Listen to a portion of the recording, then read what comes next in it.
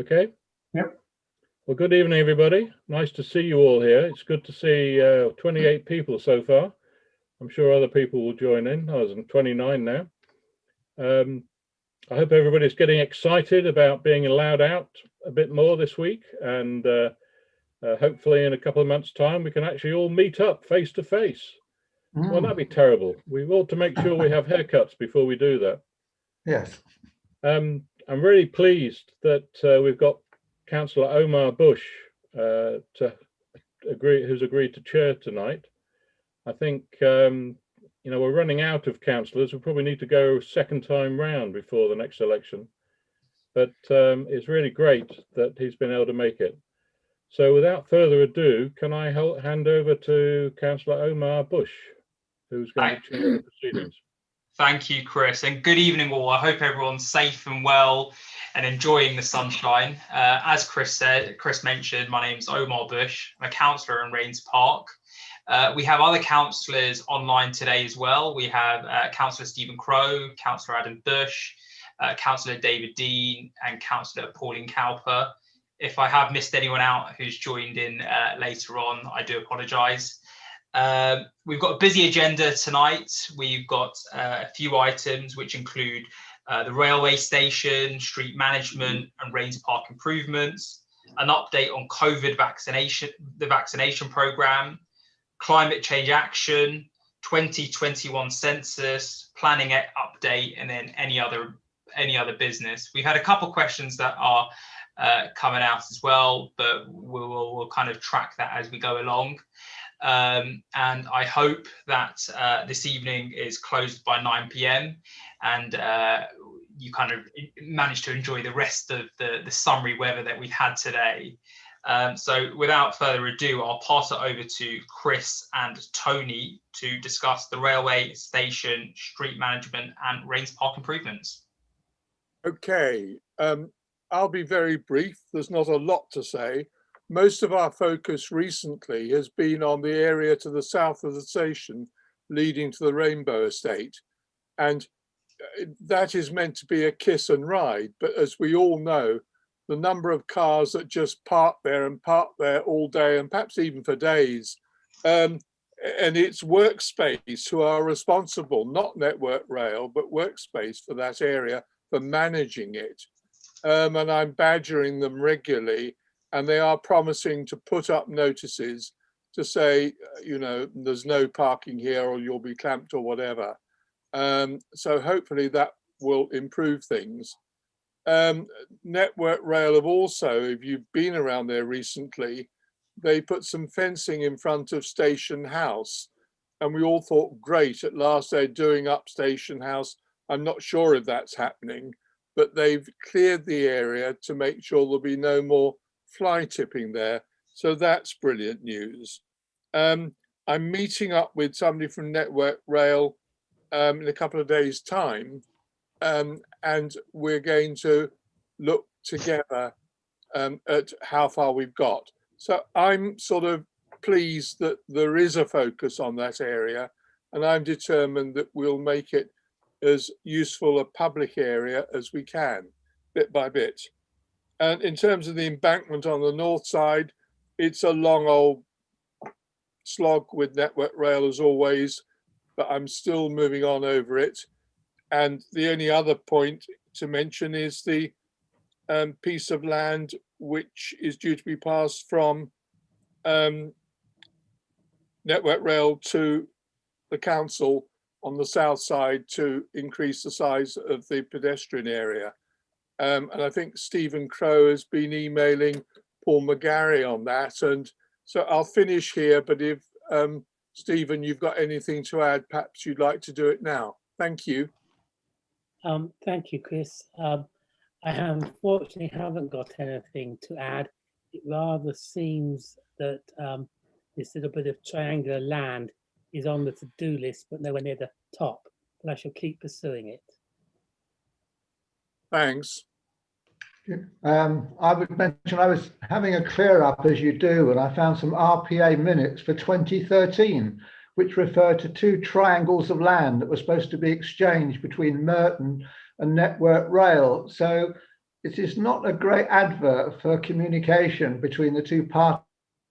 I have to say, 7 years and we still haven't achieved 2 triangular pieces of land. It's very depressing, I have to say. No, you're absolutely right, Tony.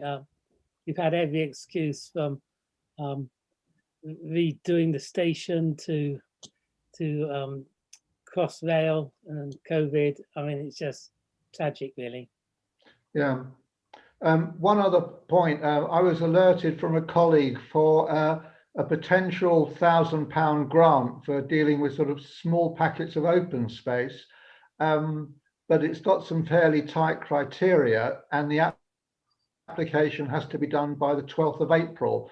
So I've passed it on to Peter Fisher and Jane Plant, who are tree wardens, to see if they're aware of any bits of land that would actually potentially be viable to put forward for this scheme, because at the moment I'm not aware in immediately the Raynes Park area there's a piece of open space that can be tree planted or done anything specific where we can spend £1,000. But if we can do it by the 12th, and if there is a piece of land, I propose we go for it. We have occasionally won some grant award money. There's only 6 being handed out, but if we can think of somewhere where we can make an improvement, and this grant will enable us to do it, I'm happy to pursue it with Peter and Jane to see if we can get something together. So Tony, could that be, we're going to talk later about the skew arch. Yeah.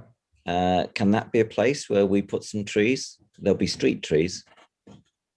Well, the trouble is we were going to put, as you saw the communication from Jane Plant, we were going to put trees in a finalized layout to compensate for trees lost in the central island.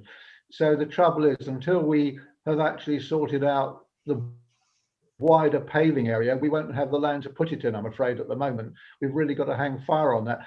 I don't think it's going to be viable in the next 12 days, as it were, to do that, really. Okay. Well, there are plenty of places where trees can go. And £1,000 for trees, it depends on the type. If it's just a whip, I mean, they're £1 each. If it's a street tree, it's £1,000 each. So it depends on what it can be spent on. But we'll find a space for sure.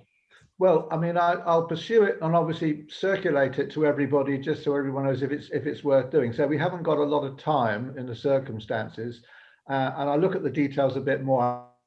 I think certain classes of the community, and so it needs to be communicated and networked as well in the time. So it isn't just a case of putting a red line around a piece of landscape that doesn't look too good and say, hey, give us the money. There's a number of criteria we've got to pull together. So as Peter and Jane are kind of tree wardens and know the patch very well, I'm trusting to their judgment at the moment, having circulated them today, to say if you can flag something up and we can make something work, we'll give it we'll go for it.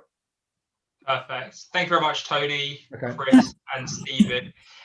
So before we kind of go on to questions, could I just ask that everyone kind of mutes their mics, just so then it kind of just provides a bit of an order, and if anyone does have any questions, if they can raise their hands, there is a reactions button at the bottom of Zoom, or just hold your hands up to the screen. I'll try to pick you out. We have Jane who seems to have her hand up, so we'll let her kick off with the questions.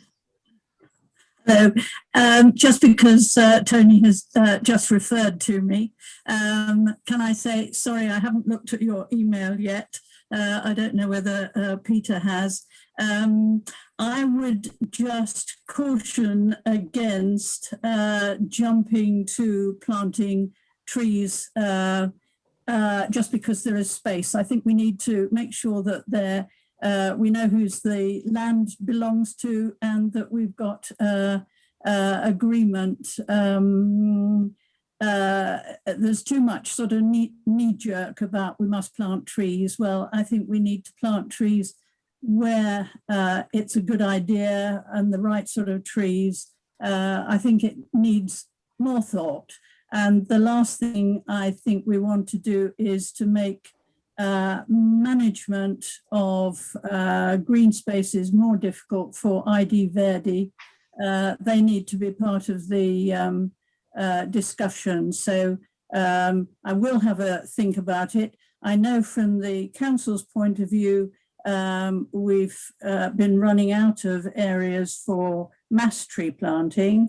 You know, there are so many other commitments like playing fields and the council raising money for events, which precludes tree planting. But if there are small areas which seem appropriate, Peter and I'll come back to you promptly. But let's be cautious about it. Sure. Okay. Perfect. Thank you very much, Jane. Okay. Is there anyone else who would like to ask a question at all? I'll take that as a no from what I can see so far. If I have missed anyone, please feel free to jump in. So we'll move on to the second line item on the agenda, or third, which is on the update on the very current issue and continuing issue of COVID vaccination programs. I was happy to hear that Chris is going for a second vaccination, as he mentioned earlier. So, and I'm sure many of you have had your first or going for your second. We have Carlu and Dr. Vasa who'll be talking on this topic. So if I can hand it over to you. Great, thank you, Chair. So my name is Carlu Obuka. I'm Head of Patient and Public Involvement for Merton and Wandsworth, and I work for the South West London Clinical Commissioning Group. And I'm also joined by my colleague, Dr. Vasagnana Pragasan, who will introduce himself shortly. I thought to give you a really quick update on where we are with the vaccination program, and then talk a little bit about what some of the work my team has been doing locally in Merton, and then I'll hand over to Dr. Vasa, who will go through slides and then answer some questions afterwards. So starting off with our program, I think it's safe to say that it's going well. So more than 66,000 residents have received at least one dose of the vaccine, and the NHS is now asking people who are 50 and over to either dial 119 or to book a vaccine or to head to the NHS website and make a booking there. And I'll share the address in the chat function. In terms of the work that my team has been doing, so a little bit of background, we really learnt from our experience with childhood immunisations and flu, and had a sense of where we might see greater barriers to accessing the vaccination programme.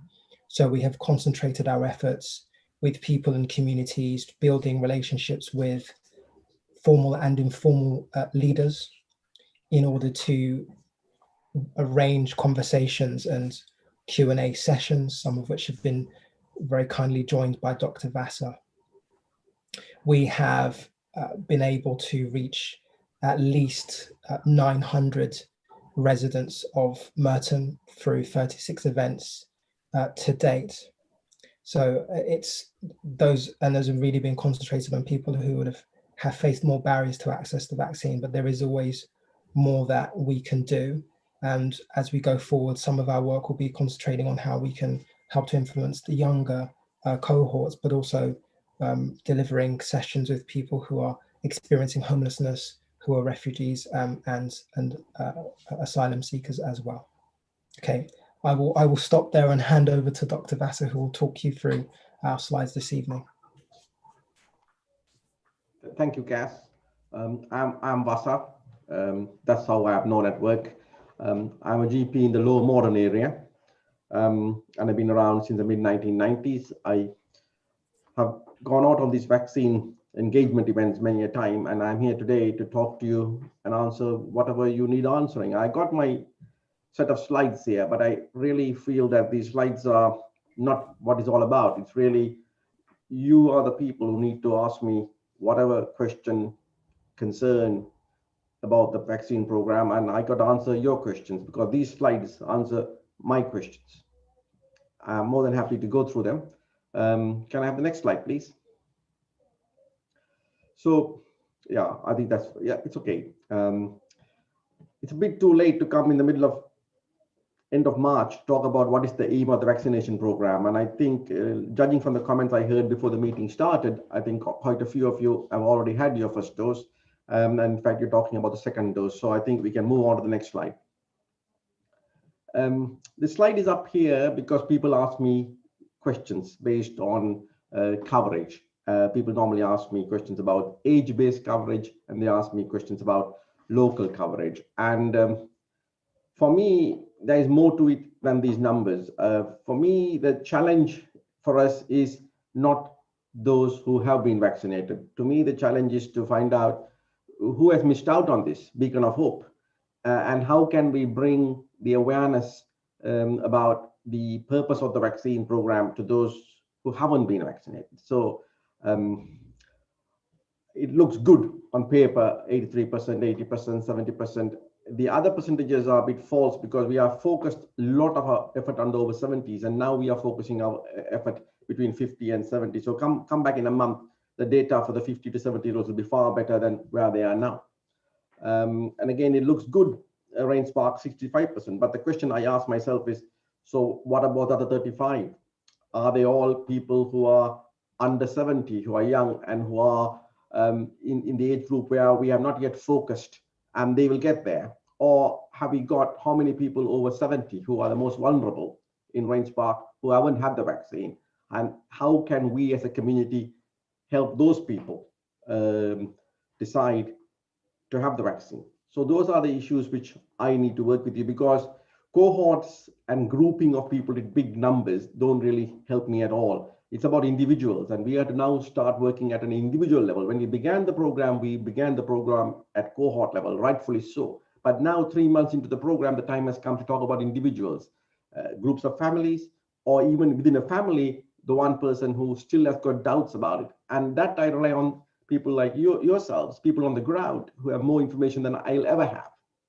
And if you have any concerns, fears, questions, please ask them today, or please collect them and ask me back. So especially the counselors out there, you walk the streets, you own the pavement, you know what's going on. And if you have a group of people, even 10 of them, if you collect them into a group and say to Cass, get a meeting, I want a doctor to come and talk 10 of my residents, we can do that for you.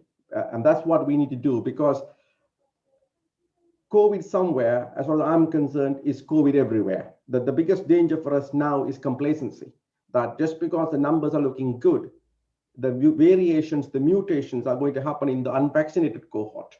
And the tragedy for our economy is going to be if the unvaccinated cohort produces a mutant which conspires against the successful vaccine program. Now that will be a tragedy beyond belief for our economy. So really, really important for us to understand that it is like the parable of the lost sheep. It is the last 99% who has been vaccinated doesn't give me any pleasure. The pleasure for me is the 100 sheep which gets the vaccine, and that has to be our focus, and that is obviously my focus. That's why I spent this amount of time talking on these slides to say, ignore the numbers. We got to go after all 100 sheep. We can't be happy that we got 99 in the pen. Next slide, please. So all this is history now. I think we don't need to talk about why take a vaccine anymore. I think it's very well understood that the only key which will unlock the lockdown for us has been the successful vaccination program. The numbers are down. We are fairly confident that we can start enjoying social interactions a bit more than before, without the risk of a return of April 2020 or the tragedy of January 2021. None of us want to go there again. And I think with the level of success we had, and give us a couple of more weeks, then we'll get even more vaccinated. And I think we can look towards a good summer. Next slide, please. So at the moment, most of you would either talk about the Astra vaccine or the Pfizer vaccine, and they are available at all our vaccine sites. And Moderna, at the moment, I haven't heard any one of my patients ever having had that yet, but it's in the pipeline. That's part of our plan to get the entire population vaccinated, not once, but twice before autumn, before July. Yes, please. So in December, this used to be a big question. I used to be asked about this 12-week gap. I'm not asked about it anymore, so I don't need to rehearse that answer of mine. But if people ask me, I'm quite happy to explain the rationale why we have a 12-week gap. But as I said to you, I'm not here to answer my questions, so I will skip that. But if there's a question on that, I'll come to that. Next slide, please. So again, these are all well rehearsed now. We have been through the cohorts from December. At the moment, as I said earlier, we are doing all 9. And if you know of anyone in your friendship group, in your social group, among your residents group, anyone who is in this group and hasn't heard of the program yet and hasn't been invited, you can go online now and book yourself into one of the national vaccination centers, which we have, I think you know, we have them, Centre Court and AFC Wimbledon. So it's really, from a Raynes Park residents' point of view, it's not that far. So I think it's something which we need to talk about. Next slide, please. Yes, all of you probably now know, you may have seen the odd queue in front of the Nelson on a busy day, or not seen the queue on a quieter day. So we have the Nelson, we have the Wilson, we have the Centre Court, we have the Plough Lane. So we have quite a few places where people can get their vaccine these days. Next slide, please. Right, so as I said earlier, I'm not here to talk about my 9 slides. You got to ask me the questions and I got to try and give you the answers.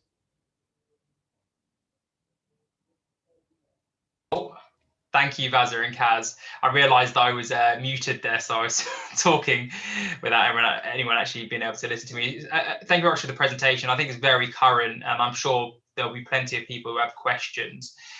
Before I kind of go on and ask people to kind of come forward with their questions, Michelle has typed her question into the chat box, so we'll kick it off with that first. So Michelle goes, with a high number of South Africans and people who visit South Africa living in Southwest Wimbledon and Surrey, let alone nationwide, and the J&J vaccine being the only vaccine with a high guard against the South African variant, when are we going to get this vaccine? And if not, surely that means a higher percentage of the South African variant will be in the borough in the future. So to summarise the question, what are we doing to protect ourselves against the South African variant? And when are we going to get the Johnson & Johnson vaccine? Thank you, Chair. Very good question. I think vaccine supply is not governed locally. It's to do with the government, but where the government procures the vaccine and how the suppliers provide it to the government. When the government gets the vaccine, it doesn't hold on to it. It distributes it to all the vaccine sites. So at the moment, the distribution is to do with the Astra vaccine and the Pfizer vaccine. And when they have the supply of J&J, they will give it to us. But it's about supply. And that's what determines what we get. And it depends on what they get from the people who make these vaccines. So the question about the variant it's a very important question. It's a very relevant question. So when I am asked, why do I need to mask after I have had both my vaccines? The answer is in this question. The reason you got a mask even after you got the vaccine is that you want to protect yourself of any variant which is going there, which might, the key word is might, which might make the vaccine less effective. So this is very important for us to get the message across to our public that till we attain a level of national vaccination, until we are certain what variants are the predominant strains in Southwest London, in London and the UK, because you don't need to go to South Africa to get the South African variant. After all, not everybody in England went to Kent, but we did suffer the consequence of the Kent variant. So I think we just need to appreciate that viruses don't believe in boundaries and borders, and viruses do multiply and viruses do mutate. So that is why we will have, if you want to avoid the mutant viruses taking control, we have to keep the viruses at bay. And the only way we can keep them at bay post-vaccination is to follow the rules we were following all this time. I'm not saying we go to lockdown, we come out of lockdown, but even in the lockdown world, we have to respect the virus. We'll have to learn to lead our lives slightly differently to before, so that till we get greater coverage, and then we'll get less infections.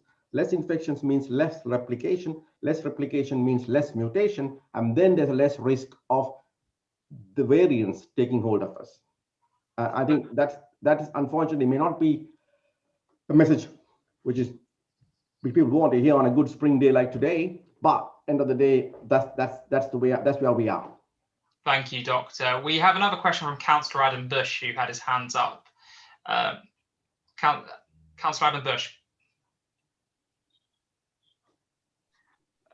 Thank you, Chair, and thank you for the presentation, which was helpful. Being obviously someone who's sat previously on the Joint Consultative Committee for the Ethnic Minority Group, what can we do within this area to encourage people from those ethnic minority groups to take up the vaccine? Because obviously there is quite a lot of stigma. I know sort of certain institutes, mosques, etc., have sort of started running their own vaccination. Just as you wanted your thoughts on those, please. Yes. So as I said earlier, in December, I was a cohort-based person. Now I've become an individual-based person. The reason being that it's very easy for us to cohort people into ethnic groups or age groups or whatever group we want to put people into cohorts. But you know what? I strongly believe that people are not cohorts. People are individuals.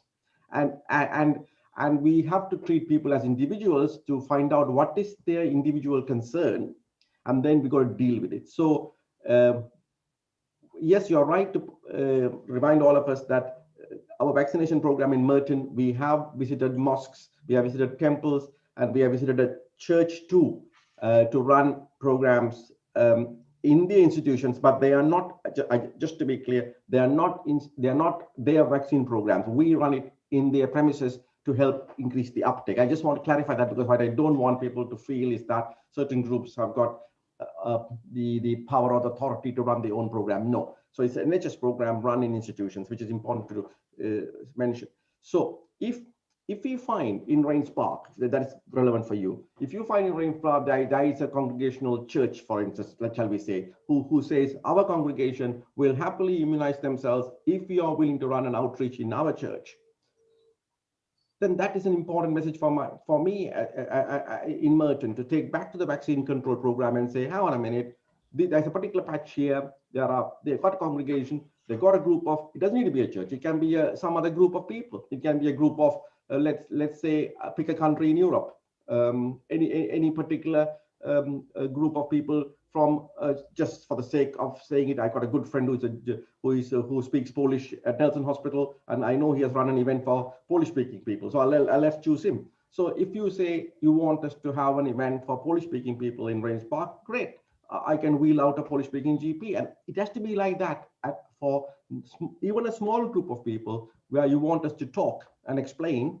And if it's a reasonable number, we can set up a pop-up clinic, but we have to be careful. I can't promise a pop-up clinic for very small numbers, because from the way from a vaccine efficiency of running the vaccine program, I mustn't sacrifice too much of efficiency, because the whole idea is to get the greatest number vaccinated in the shortest possible time.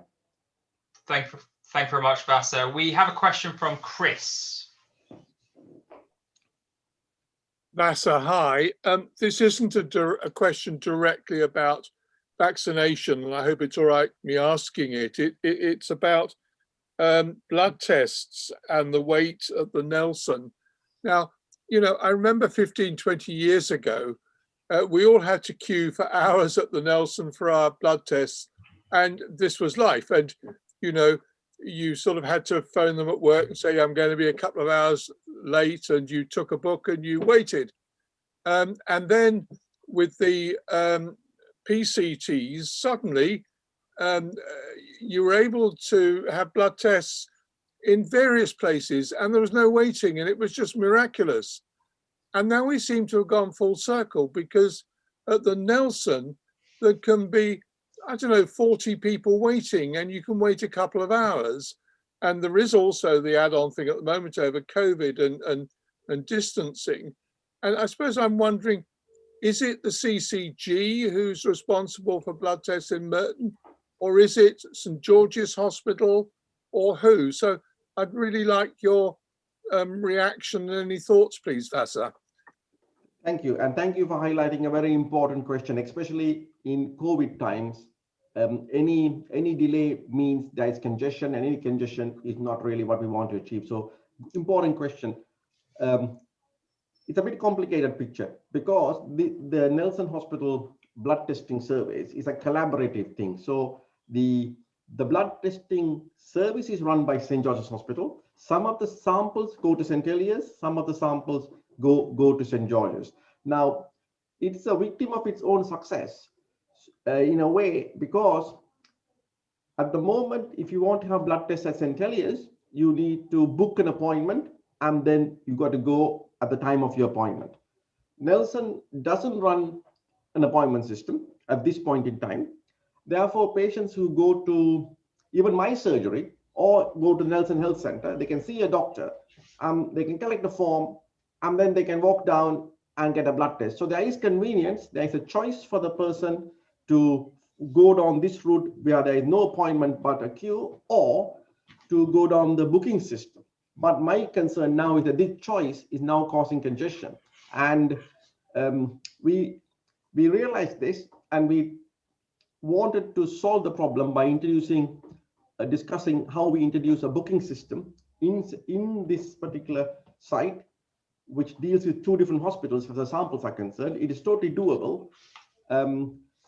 In January, February, our management teams in all these it's going to be a collaboration between multiple people to get to the right place. And the meetings are going to start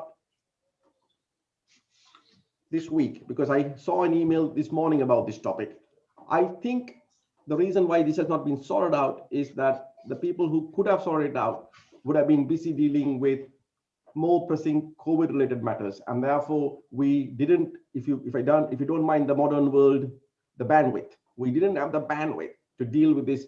Now we have the bandwidth, and people have started discussing how to solve it. And I know people are talking about a booking system. To me, that is the only possible way, which will then have to be a hybrid booking system, because I wouldn't want a service which is 100% booking. I would want an urgent blood test to be done without the booking. If you see a GP in the surgery and they want an urgent blood test, we can't be held hostage to fortune by a booking system. We really need to have a few unbooked slots, but that would not add to congestion. So my hope is, as soon as we can, we will need to go into a booking system, and then I will update your chair.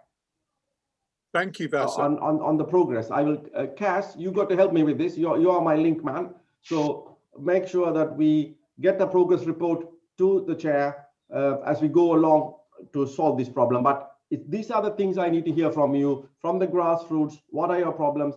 And then we can take it back to our office and we can deal with them, because these are important issues for us to solve. Thank you very much, Vasa. Does anyone else have any questions? If so, please indicate.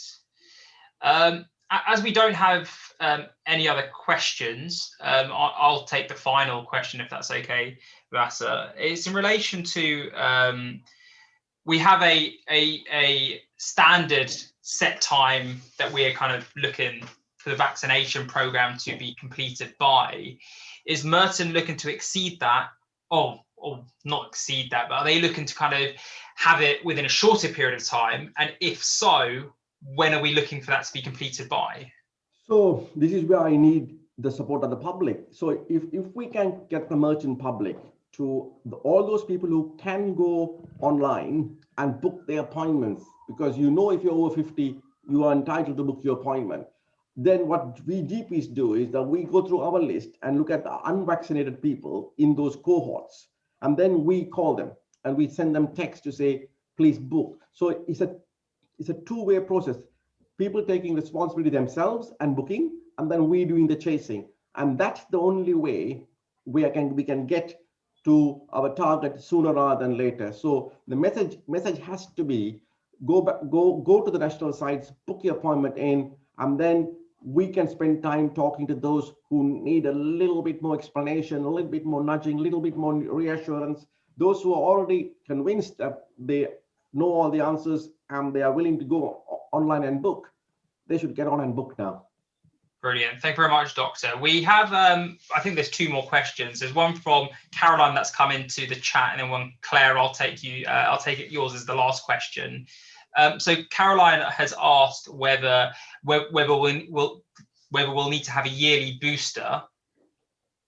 Yeah, the word on the ground is very much suggesting, I think it's inevitable fact that viruses will always mutate. If you look at our annual flu program, we don't get the same vaccine year in, year out. Each year, we pick out the predicted prevalent strains, and that's what you get every October, September period of time. So it's not surprising that this adenovirus is behaving like any other adenovirus, and it's going to mutate. And therefore, we have to find the predicted strain, the variant, the nasty variant, and then I guess we have no choice but to have the annual booster, and we learn to live with it. As much as we have learned to live with the influenza virus, we learn to live with this one.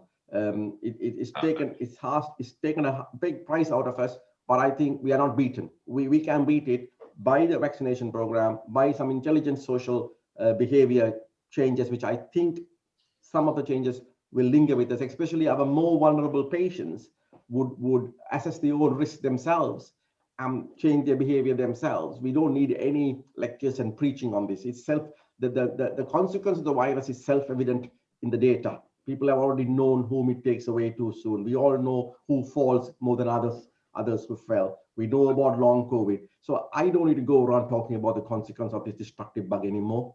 It's taken a high toll on all of us.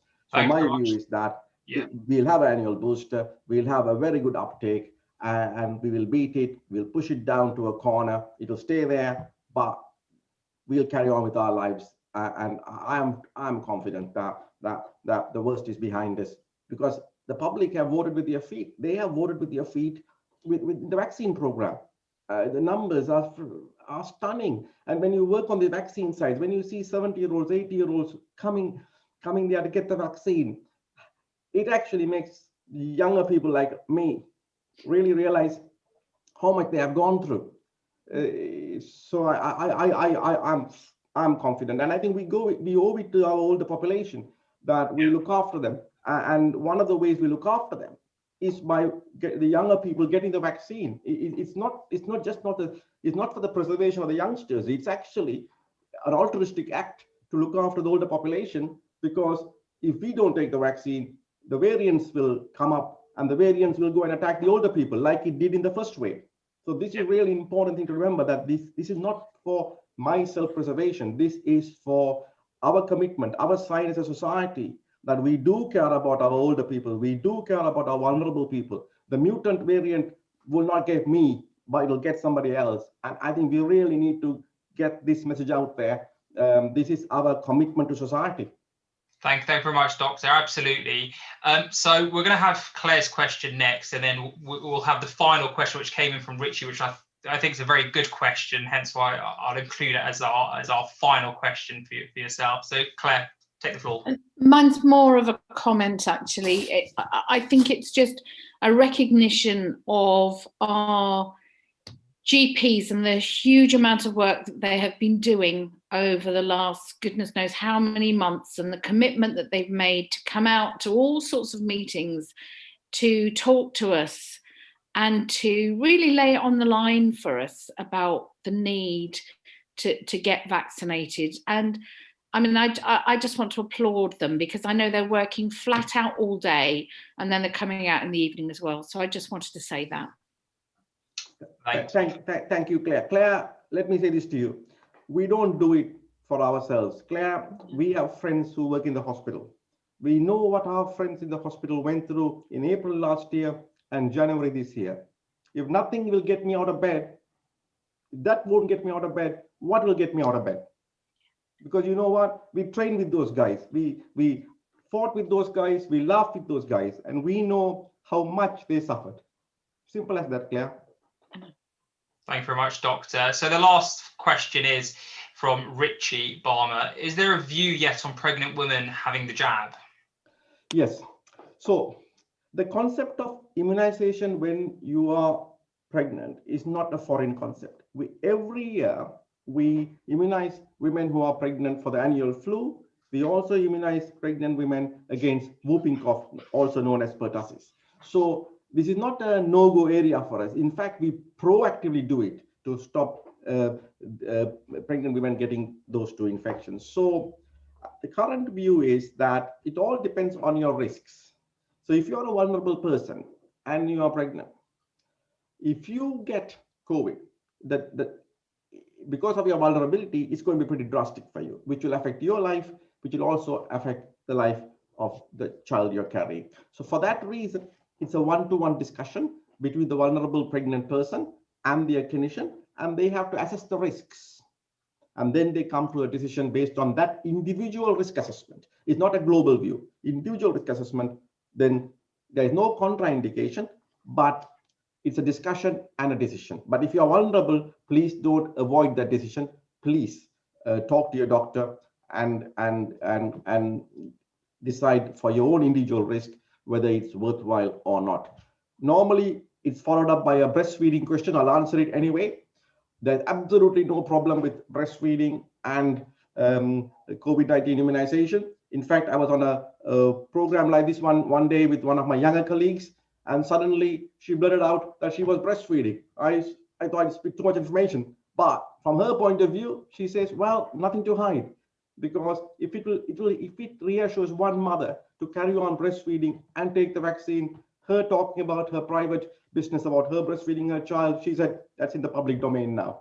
I think that is the spirit we need to have: open, transparent discussions with each other, so that we actually, as I said earlier, the 100th sheep matters to me, not the 99. That has to be the way we go on this program. Thank you very much, Vaz. And I'd like to thank yourself and Kaz for coming out tonight, doing the presentation and answering all our questions. I think echoing Claire's comments that the NHS has been terrific and our vaccination program has been amazing. Even in Merton, with the numbers that you've shown in the presentation, it's a real demonstration of all your efforts. So absolutely, I'd like to thank you on behalf of everyone and the association as well. So thank you very much. Thank you, everybody. Moving on to the next point of the agenda, we have Climate Change Action Plan from Katie. Hi. Hi, Katie. Chris, have you got the presentation? Thanks. Thanks very much. So I'm Katie Holter. I'm one of the climate change officers at Merton Council. And I just wanted to give you a short update about what we've been doing in the past year and also what's coming up. Next slide, please. So probably the most important thing we've been doing over the last year is setting a good, strong framework where we can deliver on our net zero carbon targets. So in November, Council adopted Merton's Climate Strategy and Action Plan, and I'll talk a little bit more about that in a minute. And also in January, Cabinet adopted a one-year delivery plan, and that's focused more on the Council's actions. So it's a bit more of an internal document, but that sets out what the Council is intending to do this year and how they're looking to support others as well. So next slide, please. So if you go into Merton's Climate Strategy and Action Plan, about the third page, you'll see this, this image. And I'm not going to go through it in detail, but essentially it's a summary of the whole climate strategy. And I just wanted to pick up on a couple of points here. And one is to just highlight the challenge that we've got. So if you see the percentage numbers, that's the scale of the challenge we've got to meet through the major transitions we need to take in our buildings and energy to become net zero buildings, and to transport, which makes up about 1/5 of Merton's emissions. So that's the first thing. And the other thing I wanted to just point out is that the plan isn't just about what the council's going to do, it's about what everybody's going to do. So in this document, it contains some suggestions about what residents, businesses, landlords, what we can all do to tackle climate change. Next slide, please. So in addition to setting the strategic framework, we've also been taking actions to continue to reduce emissions on our own estate and services. So just to highlight a couple here, this year, beg your pardon, in 2020, we saw a shift where we now purchase 100% renewable electricity.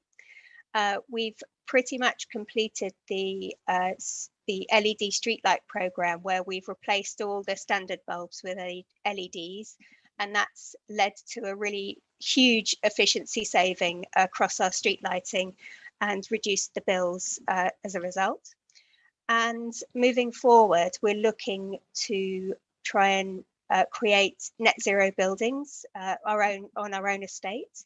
And this started with a bid for major grant funding to put in low carbon heating and some other bits and pieces like insulation and battery storage for solar panels across a number of children's centres and community buildings. Next slide, please. And we're not just looking at how the council can reduce its own emissions. We're also looking to support emissions reduction amongst within the borough. And again, just to highlight a few things that happened in 2020, we have an annual neighbourhood fund, which is usually about £1 million. And this year, about a third of it went to projects which result in some form of climate reduction. So that was really, really great. We also bid for funds to boost the Warmer Homes project, where we support vulnerable people in reducing their energy bills by putting in some energy saving measures. And we also spent a good amount of time updating the local plan policies, particularly the climate change ones, which relate to energy use. And that they're still in draft, but the consultation's closed, but we're looking to put those in place later this year. And we've also supported some specific campaigns. So the one with this lovely logo that I've got on the slide is to help GP surgeries to reduce their emissions and support their patients to reduce emissions as well. Next slide, please. So I just wanted to highlight a couple of things coming up. Firstly, we now put out email updates on quite a regular basis, about once a month, about to signpost things that are happening related to climate change. You need to sign up to these. So if you Google climate emergency, and about halfway down the first hit that you get, there's a little button where you can register for those updates. They're very short, so hopefully they're not too onerous for anyone, but it's good to know what's happening. And linked to that, we also have been asking people to tell us about their carbon reduction stories, and that's on our pledge system. So if you want to tell us about what you've been doing to reduce emissions, you can press on you can Google Merton Climate Pledge, and it'll come up, and that will and each month we're sort of explaining a different theme. So we've got low carbon buildings next month. So have a look out for that. The next thing I wanted to talk about is that we're really trying to encourage schools to register for the Big Pedal. And the Big Pedal is to encourage children to cycle to school. That's going to take place between the 19th and the 30th of April. So if you are linked to a school, please encourage them to register. Last year, it was about, let me just find it. Last year, about 500,000 children took part and avoided 4.7 million car journeys to and from school. So a small action by lots of people really does make a difference. And the last thing I wanted to touch on is the Climate Action Group, which we formed in January. Next slide, please. So just to say a little bit about the Climate Action Group. The purpose of the Climate Action Group is to support carbon reduction projects within the community. So it's not about what the council's doing, it's about how we can support you to do whatever you want in your local area to reduce emissions. It's a very, very simple idea. If you want to help or you have an idea about growing a project and you want support, you come to a meeting and you help build a carbon project. Next slide, please. So just to say a little bit about the structure, if you go on the website, you'll see all of this, but depending on what you have an interest in, we have different themes and each of these themes reflects one of the major sort of planks in the carbon strategy. So we've got the green economy, buildings and energy, transport, and greening Merton. And each of these have a volunteer community lead or two who are sort of leading on helping the community develop these projects. And each of them have an email address. So if you have an interest, do feel free to email them, or myself or Dominique, who we're at the bottom in grey there. We're supporting the group, and it's co-chaired by Ramya and Councillor Welton. Next slide, please. And just to let you know when the next set of meetings are, so we've got one tomorrow, which has a Greening Merton theme. I think we've got about 80 people coming to that, so that's quite exciting. And Kelly Gunnell, who leads that group, has some great ideas about how we can generate some good projects. So I'm really excited about that one. And then I'll be hosting the Buildings and Energy meeting on the 28th of April. So I hope to see you there. That's all from me. Thank you. Thank you very much, Katie. A very interesting presentation. I think lots of things that people can get involved in within Raynes Park and within this group. So it was great to kind of demonstrate those times, dates, and how people can register to that. So before we kind of go on to questions, we had someone who emailed in earlier, Armina, who had a query in regards to solar panels. I don't know whether you were able to cover that now, Katie. Yes, can you remind me of the question, please? Actually, but just before you do, yeah. My computer might run out of battery, so if I go off, I'll come back in a few minutes. Sorry. No, that's okay, Katie. So I think I think her question was in relation to solar panels in Merton and whether there's anything for that that the council can kind of assist with. Yeah, so we don't have a specific support program within the council on solar, but we do support the Greater London Authority's Solar Together scheme, which is a collective buying scheme. So if you Google Solar Together and Merton, you'll get the site. It's just closed. So what we're expecting is that there's a round every year. So you might have to wait till the next round next year to take advantage of that. Or if you're if you've got a specific location in mind, you're welcome to come to the Climate Action Group and talk about it, because it might be possible to do a community energy project or something else that we might be able to help you with. So on the 28th of April, that's the Climate Action Group. Perfect. Thank you very much, Katie. We have a question in from Michelle, who said, is there a study that compares the ecological cost of manufacturing a new car or new cars to the ecological cost of the older car fumes? She appreciates that it may not be something that someone at Merton Council can answer. However, if that is the case, would there be somewhere that you could kind of point them towards, whether it's a website or someone else? So when you say ecological, that could have a number of different, that could be a number of different things.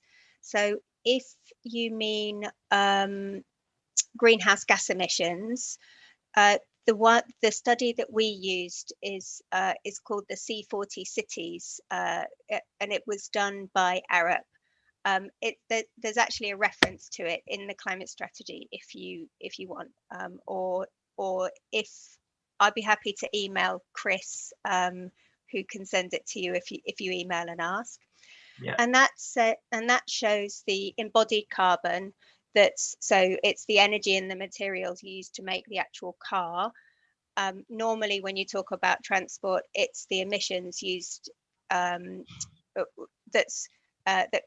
come off the tail end. So when you burn petrol or diesel, it's the carbon impact of that. And what that study shows, like many other goods and services that we have, is that the impact is really quite considerable. And when you take into account the greenhouse gas impact of the actual production of the goods and services that come into Merton, so more generally than cars, but cars are one of them, then you could increase the greenhouse gas emissions by about fourfold. We didn't put those in the inventory because it's such a high level estimate, but we know that they're very significant. When it comes to, you might have been referring to air quality, and I'm not an air quality specialist, so I don't to hand have a study.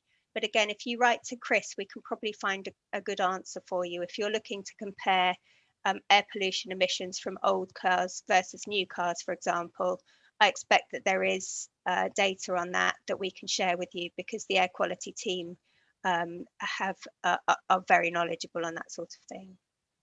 Perfect. Thank you very much, Katie. So Michelle, obviously, if you'd like more information, if you could email Chris, and he can kind of forward on the relevant information, obtain that for you. And Chris will be in contact. Chris, I don't know if you can just drop Michelle a message just with your email address, so she knows who to get in contact with. So we have another question for you, Katie, which is, when will the planning rules be changed to require all new buildings to be carbon neutral? So that's an interesting one, because in theory they already are. So the Greater London Authority's London plan requires all buildings to be zero carbon. But in our view, what they mean is that you reduce the carbon emissions on site by a certain amount, but then you're allowed to kind of buy out of the carbon that the building does emit. So we've drafted plans which are much more stretching than what's in the London plan, and we're hoping that they'll be put in place this year. We're not quite. So that relates to.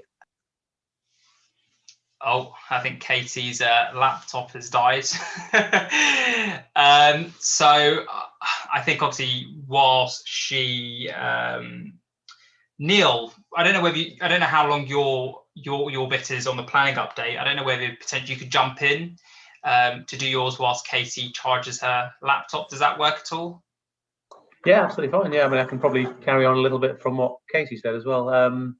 Just for those who don't know me, I think most people do, I'm the Building and Development Control Manager at Merton, also the Raynes Park Champion. Just following on from what Katie was saying, what she was probably going to mention was building control regulations as well.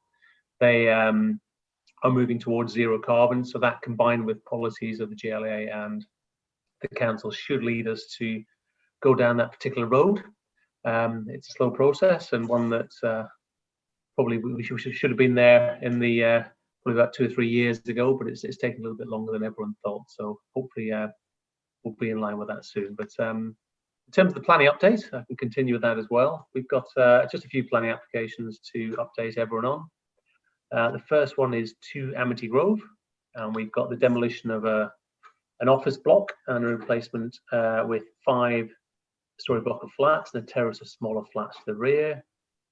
There have been quite a few amendments on this application. If anyone's keeping an eye on that, it's likely to be a committee case. and probably unlikely before May. So there's a little bit of time left on that one. Another one, we've got Greenview Drive next to Bushy Road. This is a prior approval. People may be aware of the new prior approval rules that the government have brought in. In this particular case, it's for 2 extra floors of flats on a block of flats near Bushy Road. We do have some control on these, but not a significant amount of control. We do have control on design on this particular aspect. And at this moment in time, how shall I say diplomatically, it's controversial and contentious. So it's maybe the case, not saying for definite, may be the case, we may well be looking to potentially refuse that particular application. We've then got 14 Walpole Road, which is adjacent to the electricity substation. 2 applications for 2 dwellings. Again, likely to be a planning applications committee case in the near future. Haven't got a date on that one yet. You probably all remember the Manuplastic site on Kingston Road. There's been a lot of history on that one, generally for storage, but then we had 2 applications for residential units on the site. There were then 2 supplementary applications trying to squeeze a bit more on the site, which committee refused. Those who are at the committee will remember that. And there's been an appeal on that in terms of process. That was going to be an informal hearing, but has now been downgraded to a written representations appeal. No news on that one yet. And there are also various applications to discharge conditions on the original scheme, the one that actually got approval. Then go down to probably quite another controversial scheme, the land adjoining the railway embankment on Wyke Road. This was 8 flats that was granted planning permission at committee. It's subject to a section 106 now, and that's been progressed, but quite slowly at this moment in time. We do have a few staffing issues at the moment we're trying to resolve. You probably recognise the Burlington Road appeal, which is the big Tesco site. I know it's not Raynes Park Town Centre, but it's clearly quite a recognisable site. It's for 300-400 units. Big public inquiry we had remotely with the planning inspectorate during Christmas, just before and after Christmas as well. It went on for, I think it was 12 days, which is probably our longest ever public inquiry. That was probably more to do with the process being remote than anything else. There's actually no news on that one yet. We're expecting a decision on that, but there's nothing coming through yet. And finally, on planning applications, we've got a pre-application for development of medical centre at 15 Amity Grove. It's obviously not the large centre in Lambton Grove. So it's, again, no surprise to know it's for redevelopment for a block of flats. So we'll obviously maybe expecting an application on that particular site in due course. Quick update on government impending legislation coming through. There's been a huge amount in planning in the last year. The world is changing in planning quite significantly. The one thing I would say is coming up very soon is there's likely to be some intermediate planning advice on shelters in pubs, restaurants, etc., to allow for gatherings as soon as that opens up in the pubs, and to allow permitted development for certain types of shelters, etc. So councillors, obviously, that's no doubt causes a few neighbouring issues, always does. Obviously, we've got, I think that's 12th April that kicks off with the people allowed in the back areas of pubs and restaurants, and I think middle May or early May, then the pubs themselves will open. So I'm imagining that will be a temporary measure, because as soon as we get into the summer season and as soon as the pubs allow people inside, then there'll be technically no need for it. But as usual, I'm sure people will put it in place and potentially leave it up. So we'll keep an eye on that. The other aspect in terms of planning, the government are not intending on extending the virtual planning committees.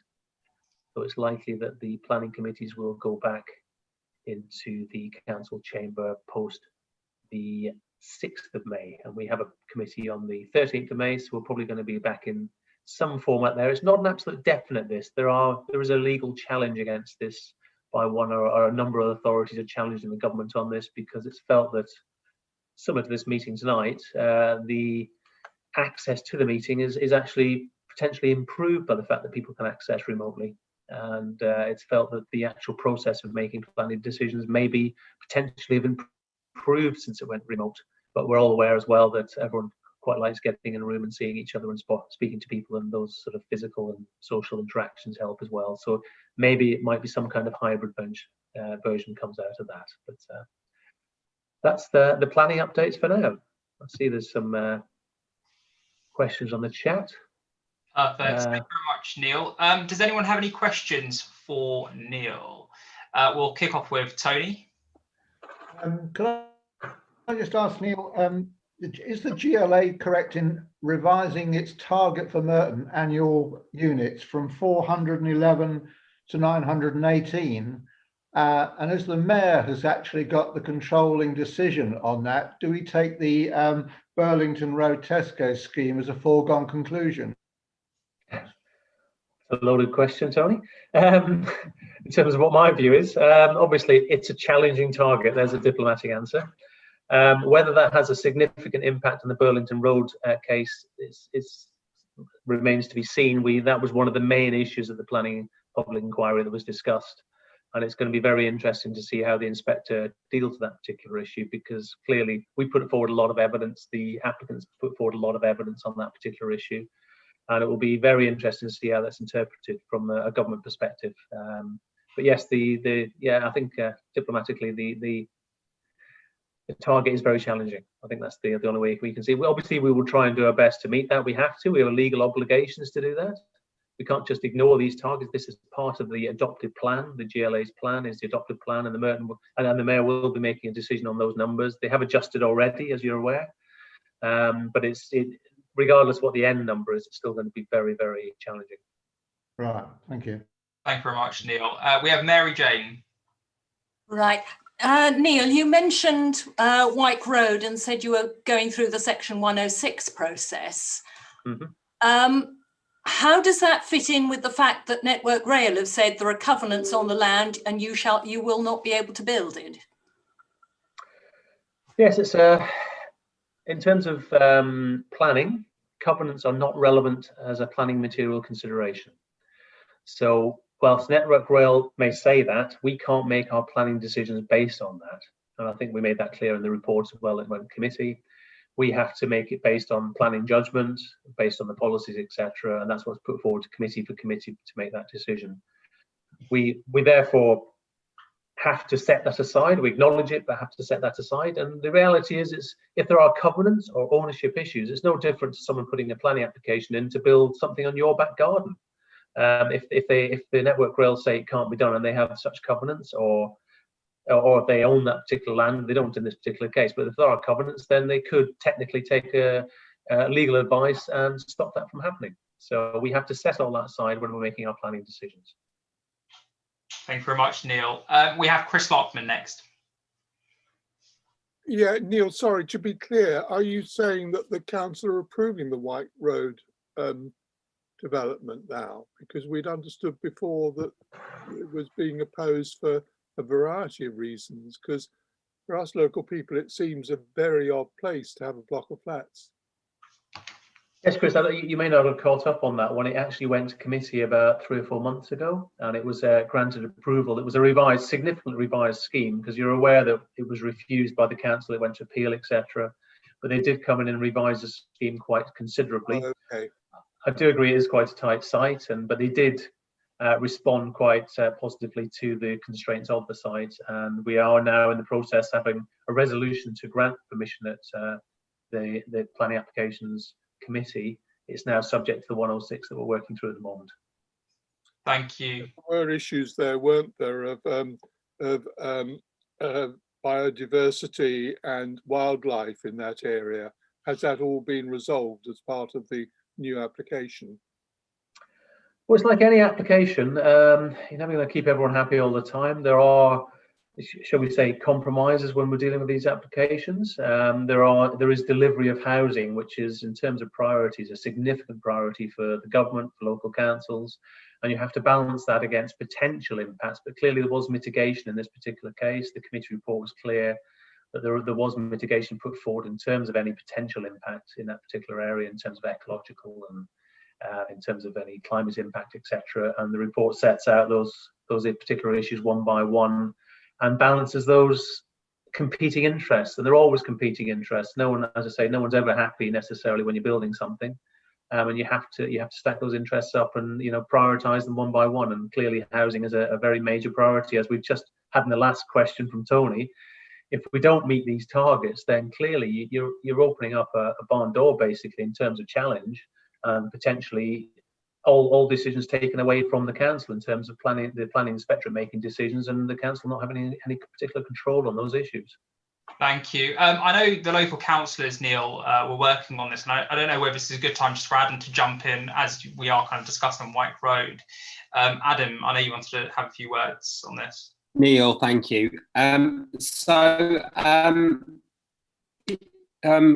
my conversations with Network Rail, along with Stephen Hammond, MP, back in December, they made it clear that the current application, even though it's been approved by Merton Council, will be a breach of their covenant. And if it was to be built, they would be putting their full force of legal challenge against the applicant.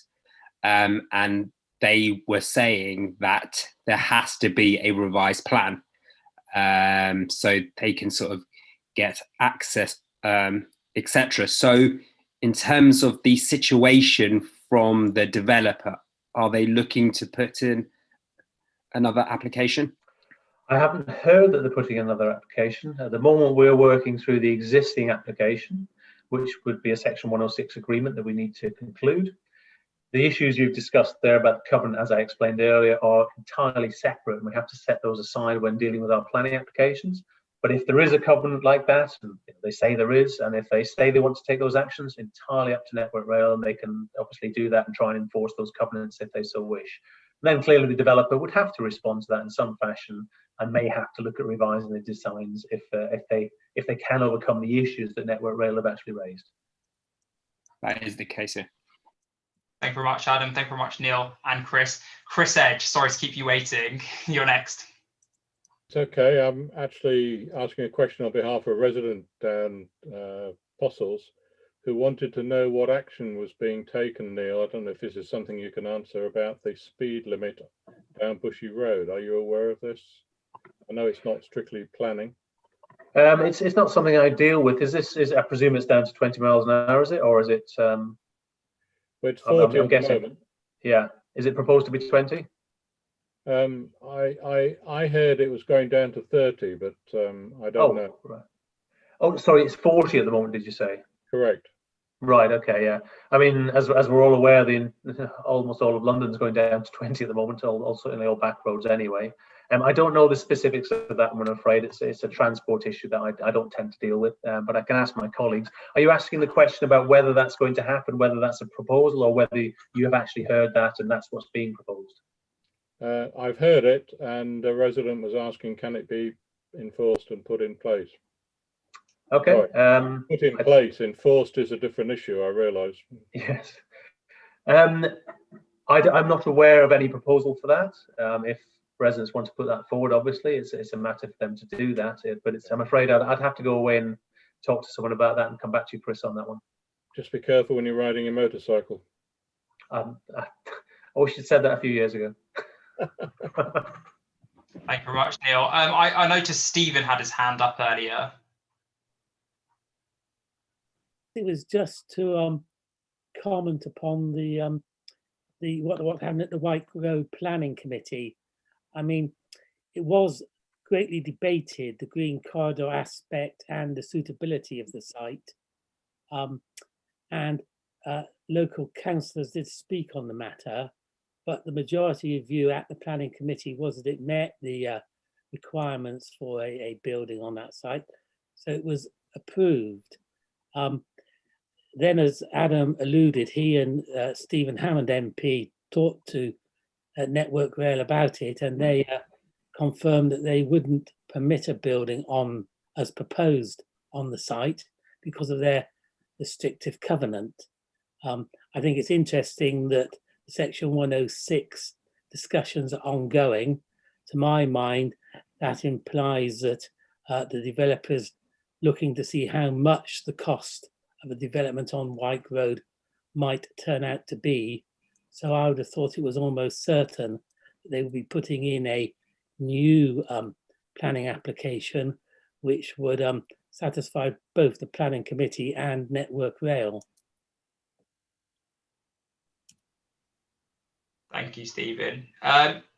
Whilst we're kind of still on the White Road topic, Caroline Charles asked what will happen to this footpath cycle path if the White Road flats are built, which we're hoping that they're not. But I don't know whether, Neil, you can provide any insight on that at all. Not this time. I can't remember the exact detail in terms of where. I mean, the footpath, I seem to recall, is retained in the site in some fact. Oh no, there's no. The car parks and everything down the side there, isn't there? So I'm afraid I can't answer that particular question at this moment in time. I haven't got the plans in front of me to, and it was about 3 or 4 months or so ago, so I can't recall the specifics about where the building's positioned in relation to the pavements. Yeah, no worries, perfect. So we'll take the final 2 questions, Neil, from Mary Jane and Anthony. Mary Jane, would you like to go first? Okie doke. Sorry, Neil, it's me again. Can you just let us know what's happening with the lesser site, please? Grand Drive, for anyone who's not that familiar with the south of Bushy Road. Yeah, there's still ongoing discussions on that site. I think that's probably the best way to say at the moment. I mean, that site's been going for so long, since I've been in the council 12 years, and I remember it when I first arrived as well. It's been ongoing for a huge amount of time. The developers of the site, so the owners of the site, as you know, it's been sat effectively vacant for a long time following a previous development of the site. They've put it forward in the local plan as a potential redevelopment area in terms of housing. That's like a lot of the sites that come forward at the moment, and I suppose that's not unexpected from a housing developer at the end of the day. That's going through the local plan process at the moment, so it's potentially, it could be released for that particular process, but it's not there yet. So they're sort of knocking on the door on that, and the site has been effectively, you know, the remainder of the site's been vacant for a fair old time now. It's just generally maintained, for just a bit of mowing, etc. So there could be some movement on that, and with the challenging house numbers that are being set for the council by government and by GLA, then it's going to be a challenging issue in terms of sites like that in the borough. And realistically, you've got options in terms of, do you build on these spaces, or do you build up elsewhere in town centres? There's the big questions all planners are talking throughout the whole country is how do you get extra units in? And so you either go higher or you build on pieces of land that aren't necessarily used anymore. So that's a potential site for that. Thanks, Neil. Thank you, Neil. And we'll take the final 2 questions. So Anthony and then David will have the final question. Anthony.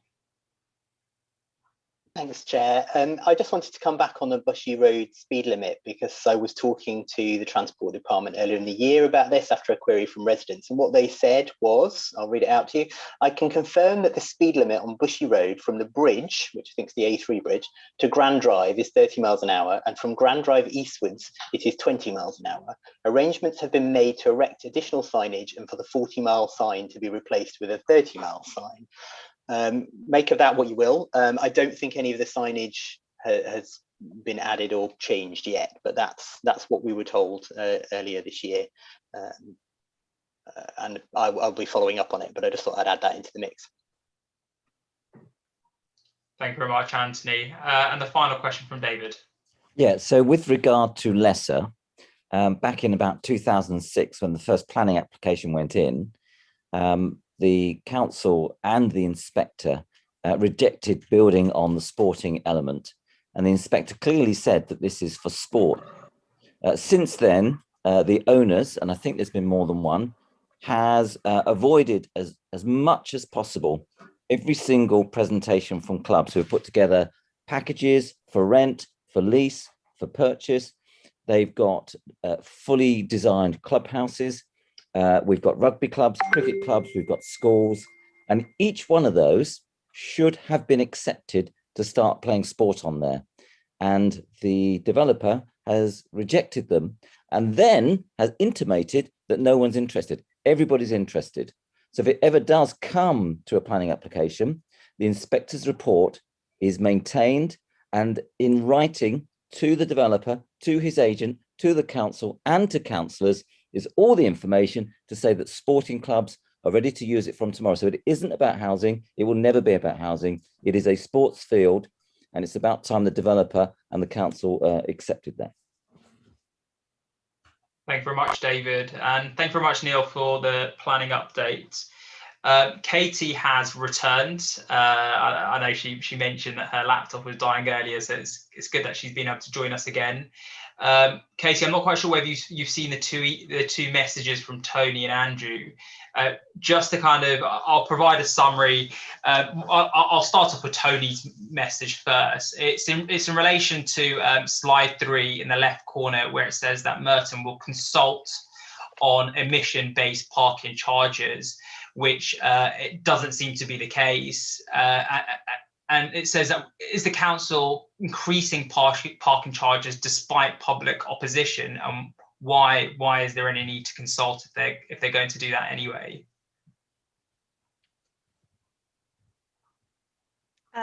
First of all, I'm really sorry about my battery dying earlier. It was that in my presentation. I'm sorry, that was a mistake, because that consultation has already happened if it was in my presentation. So apologies about that. Yeah, I think the question's based upon that the consultation took place, there was opposition, but it still went ahead. And obviously it's in relation to parked cars rather than moving cars, where the problem area potentially is, especially surrounding climate and emissions. Yeah, so I'm aware that there is a lot of opposition to emission-based parking charges. The basis of making charges different for different levels of emission, in my view, is well grounded, because the cars that generally produce more greenhouse gas or air pollution emissions are the ones that are subject to higher charges, and the electric vehicles, for example, are subject to lower charges. So to me, that's consistent with the our obligations on climate change.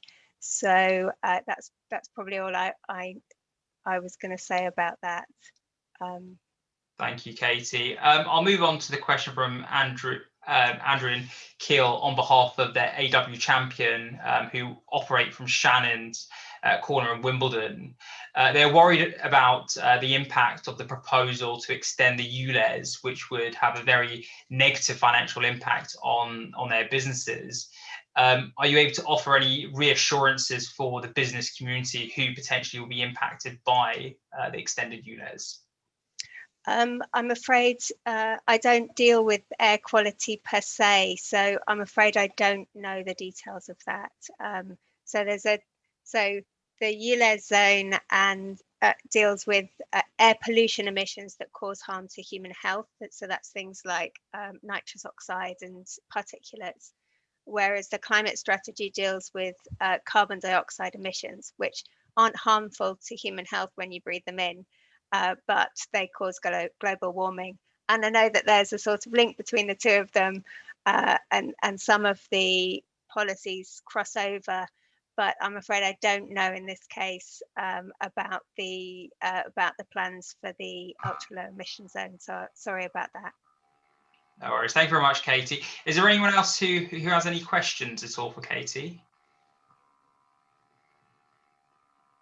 No. Oh no, Tony's got a question. I just want to push the principle. If you'd already made up your mind you're going to introduce parking charges regardless of the mileage that's done, why did you bother to consult? I mean, it tends to devalue the process. If you don't adhere to the results of the consultation, why bother to consult?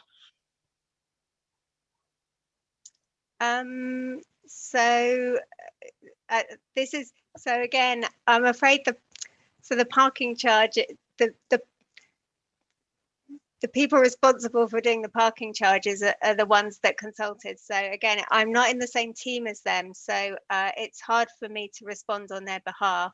But what I imagine is that there's a statutory requirement to consult on certain policies, and I imagine this is one of them. It's not that. So it's not that. But on consultation, there isn't necessarily an obligation to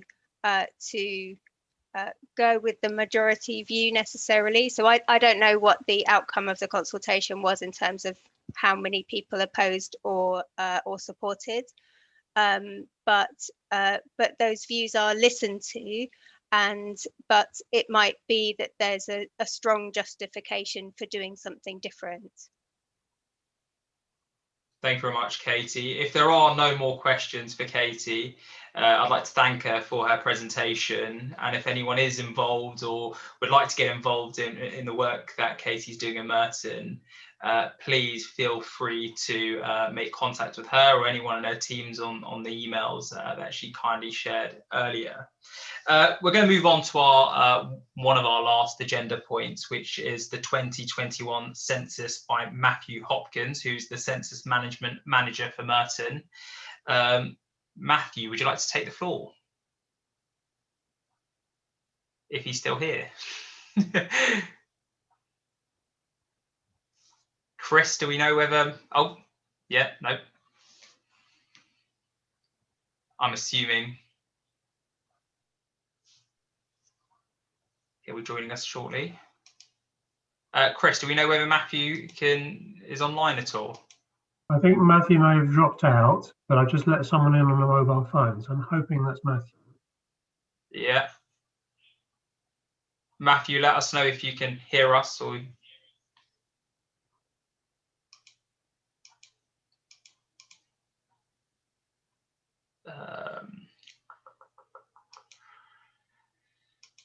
If not, I'm happy to run through Matthew's presentation. I think. Hello. Oh, here he is.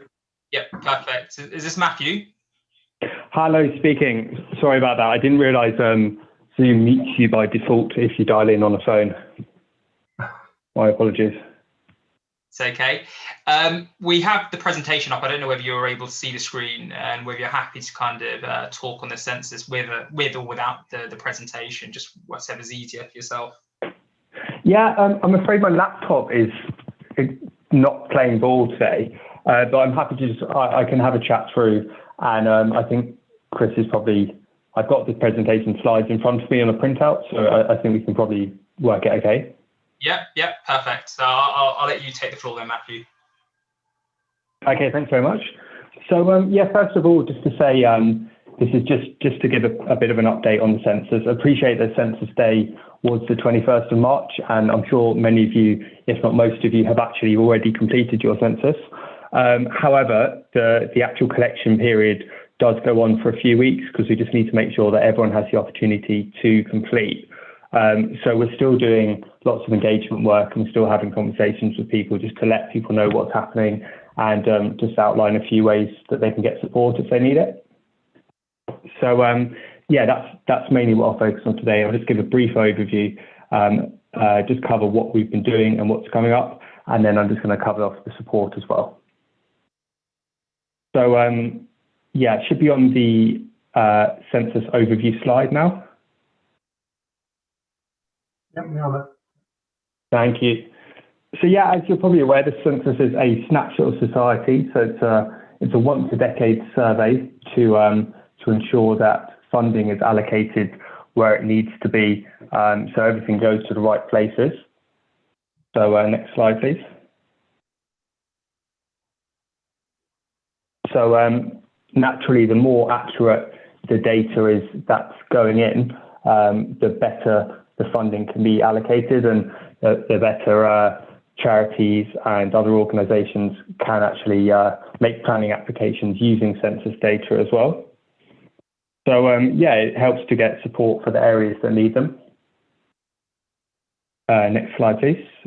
Should be on the community slide. Guys, if you're doing this fine. So yeah, essentially my role is in community engagement. So as I say, the more people fill it in, the better the data. the more accurately we can ensure that funding goes to the right places. So yeah, just here today to have a conversation, let you know about the census, and also you might have some ideas of people who might not be able to take part because they've got whether it's a language barrier or they don't have internet access or something else that's stopping them taking part. So obviously you're all invested in the local community because you're here. So just to let you know some of the ways you might be able to help. Next slide, please.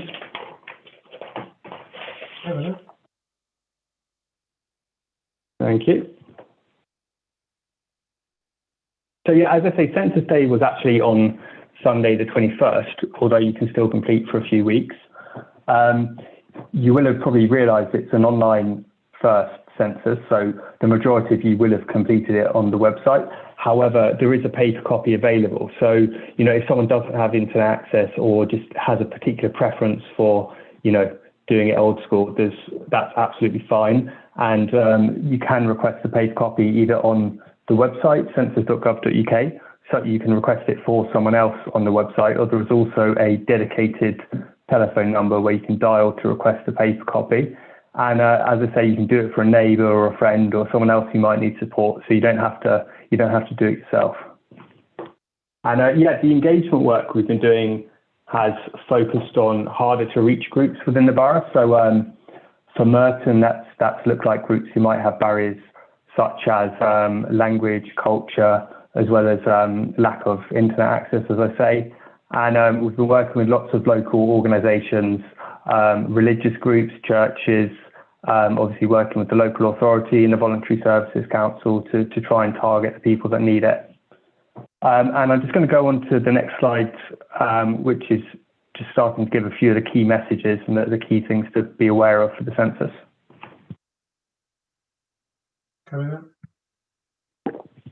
Thank you.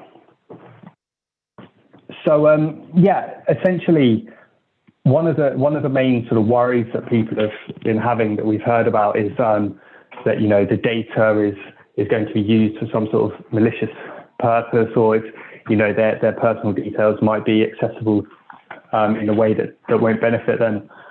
But yeah, ultimately, just to reassure you that the census data, once it's actually collected, it's then anonymized, and then it's locked away essentially under lock and key for 100 years. So you might be aware that the 1921 census is actually going to be released soon. So the reason it's released after 100 years is purely for genealogy. So people who are doing things like Ancestry.com and tracking their family trees and all that sort of stuff.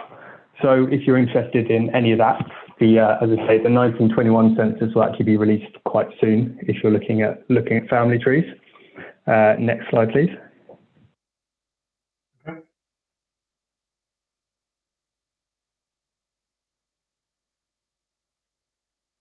So yeah, this slide is kind of pretty important for those people who might be worried about their data. So the second point in particular, when it comes to tackling misinformation. So yeah, the census data, because it's anonymized, it can't be used by the government to influence any kind of claims, whether it's for a particular benefit or residency, anything else. So and also if it's a landlord who might be asking people not to fill in the census, it's not a legitimate reason. So again, housing details won't be accessible to anyone. It's purely for the numbers, as I say, to make sure the planning goes to the funding goes to the right place. It's not to identify anyone personally. Next slide, please. Okay with that. So thank you. So should be looking at a census timeline right now. Yeah. So yeah, this might be a little bit small if you're on a laptop screen, but yeah, just giving a bit of an overview of what we've been up to over the last few months. So I mentioned the community engagement work, working with community groups, voluntary services. So we've been doing that for the last few months.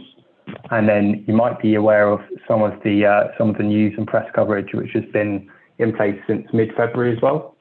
Certainly, it was launched on the One Show, and then there was a big stint on Gogglebox as well, which you might have seen. if anyone watches that, I had to record that. I must admit, I didn't catch it live, but yeah, apparently that went down pretty well. So the public support in terms of the telephone centre has been open since the start of March. As I mentioned, there's lots of different supports available, and Census Day being the 21st of March is important in the sense of it's about where people are and what their situation is on that day. They don't have to fill it in on that day. Obviously, it helps if you do it on the day, but as I mentioned, there's still a few weeks to do so for people who haven't done it yet. And you might have seen the people with the ONS high-vis jackets on and the clipboards walking around going door to door. So that is the household follow-up survey. So there'll be people going only to residencies who haven't completed the census yet, just giving a gentle reminder to do it. Obviously, all very PP'd up, COVID secure, and it'd be totally socially distanced. Obviously, people are standing back more than 2 meters before they start talking to the residents. But that will be going on along with some reminder letters, again, just giving people a nudge to complete the census over the next few weeks. And then the next few slides can probably be skipped through. They would just cover off what the census items look like that you might be receiving in the post. Obviously, you will have received a lot of them so far, just so you're familiar with the look and feel, the white and purple, so you know what's legitimate. So it should just cover off 2 or 3 slides there. Okay, we're making it accessible for all. Okay.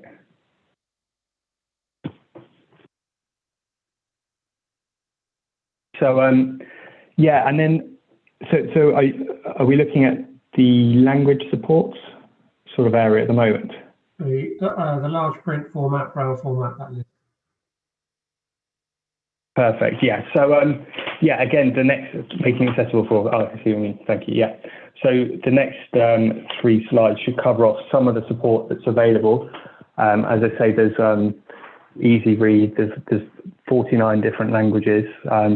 All the key languages in Merton we've covered off, and we've been working with the relevant community groups, which is all that was all fed in from previous demographic data, which the ONS held. So we've looked at what the top 10 groups are in Merton in terms of languages and requirements in that sense. We've worked with them. And yeah, as I say, the best thing to do if you haven't done it already and you do have internet access is to go on ONS on census.gov.uk in order to see all the options on the right hand side, which is available there. And Chris, if you're able to, apologies about having in front of me, if you're able to skip on, should be on a slide where it just kind of outlines what people might be able to do to support. Yeah, what you can do. Yeah. Perfect, thank you. So yeah, as I say, you might be aware of people within the community who, as I say, might have barriers to being able to fill in the census themselves, or they might have particular worries about their personal data, or they might have heard some misinformation, whether it's online or sort of word of mouth. So yeah, if you're able to help in any way, just in terms of reassuring people that the data is totally anonymized and it is safe, it's locked away, that would be really, really helpful, as well as also directing people or just letting them know that there is support available. Someone saying they have a particular barrier that for a reason they can't complete, such as whether it's a language thing or any kind of issue, any kind of barrier they have. If you're able to direct them to the website, we might even be able to help them yourself. And also, just to let you know, there's a local census support centre which is being run by Merton Voluntary Services Council. So that is actually running in the Vestry Hall in Mitcham. Right now it's telephone service only because of COVID lockdown restrictions. However, that's actually going to be hopefully opening up towards the end of April. So at that point, if if there's people who might not have access to the internet, they will actually be able to go and book a slot and just head off there and fill it in if they want to do it online. And right now, the Merton Voluntary Services Council is also working with libraries to try and get access to so people can book a slot and go and fill it in the library again if they want to do it online. But as I mentioned, there's also the option of just ordering a paper copy and doing it the old-fashioned way.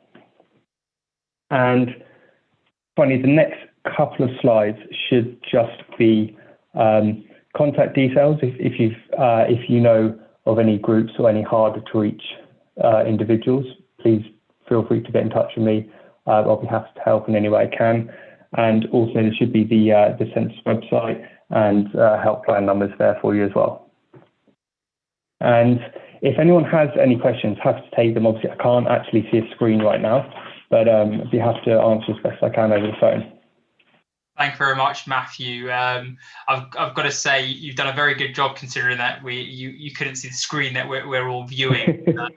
Hats off for managing to present without actually having the presentation in front of you. No problem, thank you. So could I just find out whether anyone has any questions for Matthew at all? We have Claire, who has a question. Yeah, Matthew, could you just clarify what you said there about being able to go to Vestry Hall and complete it? Because that's a pretty useful thing for some people. I couldn't quite get what you were saying there. Yeah, of course. So yeah, I guess before the operation started, the hope was that there'd be support centres available in every borough where people could drop in and physically go and complete the census. Obviously, COVID restrictions have been a bit problematic in that sense. So at the moment, the Vestry Hall is providing a telephone help service. So if anyone has any questions, they can help over the phone, and they can also actually spend a bit longer than the national helpline would do. And they can really go through the questionnaire with someone and make sure that they can help them complete the whole thing. And then in terms of face-to-face, agree, it'd be really, really good if it can open. So we were hoping it would be open already, but it's not been able to be because of the COVID situation. So what they're looking at the moment is opening towards the end of April. So hopefully people will have a couple of weeks where they can drop in and do it face-to-face. Finally, there's also they're working with the libraries at the moment to see if they can book slots for people to go and fill in the census using the library computers as well. So they might not be able to do it in the Vestry Hall, but they can hopefully give them access to a library where they can get online and complete the census that way. So if they call it, if they are contacting Vestry Hall, who in Vestry Hall? Because there's lots of different organisations within Vestry Hall. So how would they know where they were able to contact? Okay, so on the census website, there's if you go to census.gov.uk, there's actually a section called on the right-hand side where it should say local support centre. So you can fill in your postcode, and then it will give the nearest. If you're in Merton, it will give you the Vestry Hall contact details. The organisation who's actually running it is Merton Voluntary Services Council. Apologies if that's not on the slide in front of you. No, that's really, really helpful to know. I suppose I'm just thinking that if somebody isn't able to access internet, they won't know how to find out that MVSC is somewhere to go and talk to people. And so it's a bit of a block. How will they, because the people who are going to need that service are not going to be internet accessible. Yeah, no, you're completely right. Yeah, so one of the things we've been doing, for example, is working with Age UK Merton to make sure that they're pushing out messages to people who use their services, or at least that they're equipped with the right information if people have questions. However, in terms of the local area, be very grateful to anyone who can help, just to perhaps as a neighbour who doesn't have internet access, and you might be able to give them a number to ring. It is a challenge, and it's something that COVID has obviously thrown up as a bit of a span in the works. But so what we've been doing is working with relevant voluntary groups. But if anyone can help as well, if particular individuals, that would be greatly appreciated too. Thank you very much, Matthew. I believe Chris has just posted the number as well for the Census Support Centre. So if anyone does have a neighbour that needs help or support, please feel free to share that information. As I know Matthew's dialing in and isn't able to post stuff on. Thanks, Chris. Yeah. Is there anyone else that has any questions for Matthew at all? No. Matthew, you'll be happy to know there aren't any other questions. So there was only one. So we move on to our. Thanks very much. Thank you very much, Matthew. So we move on to our last point, which is any other business. Is there any other business? No. Okay. Oh no, Chris, go ahead. Yeah, I always need a last word, don't I? Just two things. People will be interested about Dundonald Church in Kingston Road next to the Maniplastics. It's going up very high, as we've seen. There's been a slight delay. It'll be ready in June. They're moving in July, and the official opening in September. The other thing is to say, Vasa talked about at the Nelson, you book appointments now. Well, Garth Road Recycling Centre, by the way, is now back to appointments only. And that makes sense to me, having queued there for ages and then not having got in. Because of the restrictions on numbers, that clearly to me is the best way, but that's the latest bit of news. So make sure you get a booking before you turn up there. Thank you very much, Chris. Very informative. We have Jane, who also has an AOB. Thank you. I want to ask about a site which is right on the edge of Dundonald in Wimbledon Town Centre. I don't know whether anyone has noticed what's going on in Hartfield Walk, which is the walkway from the rough-looking car park surrounded by Cyril. Who is it? I don't know. Anyway, and it goes out to the Broadway. Well, currently there is being constructed changes which have no planning approval. Planning approval has yet to be granted for a temporary poor quality makeover scheme being constructed there. It's planned and implemented by Love Wimbledon, using £125,000 of SIL money with no community consultation. It'll damage the existing trees, and it fails to address the council's climate action plan and makes no positive contribution to Wimbledon Town Centre. My question is this undemocratic process deemed acceptable to the council, and can SIL money be used for temporary works? Thank you very much, Jane. I don't know whether anyone may have a response for you here. I don't know, Stephen, I know you sit on planning. I don't know whether you have any insight on this at all. No, this is all news to me. Obviously, we haven't got a ward councillor present.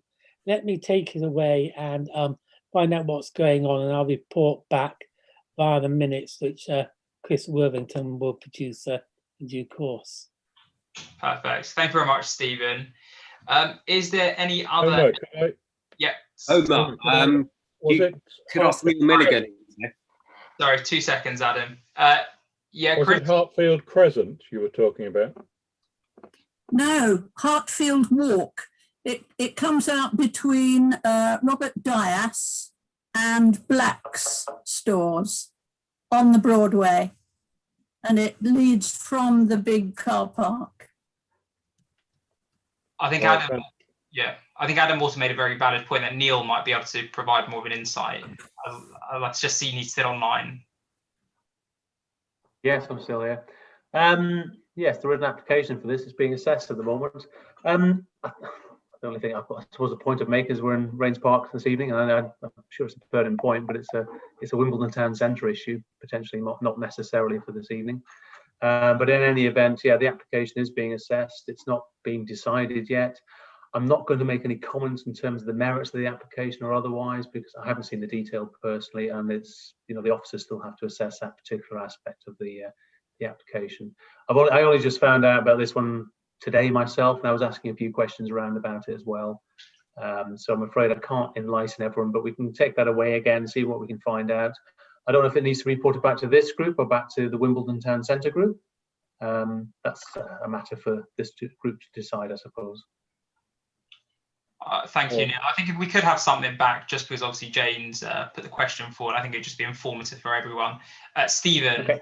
Well, I was just going to say, Neil and I can work on this, and we can make sure that the relevant ward councillors in on the loop, whatever, and find out. And as I say, I'll ask Chris Witherington to put what we find in the minutes.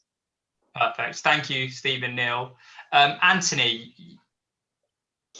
Thank you, Chair. I was just going to say, obviously, I am a Dundonald ward councillor, and I'm very aware of this issue, and have also been speaking to Jane already. But just for everyone else's benefit, we've actually put in some questions to the council about the process of using the neighbourhood fund, and specifically the checks that kind of go in and around the bids, both when the bids are made and also the implementation of it. So Stephen, if you like, I'm more than happy to pick that up and make sure that's reported back here, rather than feeling the need to do it on top as well. Okay, thank you very much, Anthony. Perfect. Thank you, Anthony. And I think we have some sort of conclusion to that for now. Is there any other AOB before we close the meeting? No, perfect. So my only kind of my parting message would be that we have 2 other meetings planned and in the diary for Thursday, the 10th of June and the 16th of September. So if you don't have them in your calendar, please schedule them in. We've just gone over 9 o'clock, so I do apologise, but hopefully it's been an interesting meeting for all. And I don't know whether Chris Edge has any other words before we close the meeting off.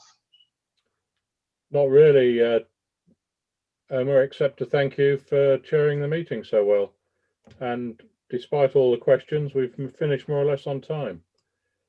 Perfect. You've already indicated the dates of the next meeting, so let's hope we might even be able to meet face to face in June, or if not in September.